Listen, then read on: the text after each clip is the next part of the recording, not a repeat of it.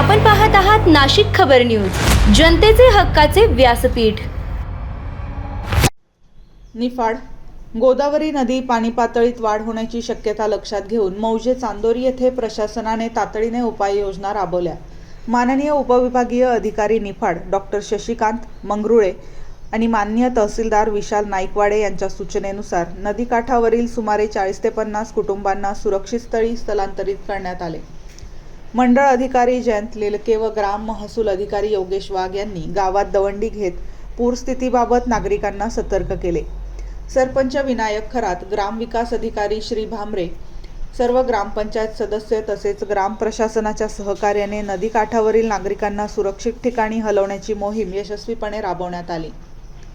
याशिवाय चांदोरीतील व्यापारी व व्यावसायिकांना वेळेपूर्वीच सूचना देण्यात आल्याने त्यांनी दुकानातील माल सुरक्षित ठिकाणी स्थलांतरित केला। त्यामुळे संभाव्य मोठे आर्थिक नुकसान टळले।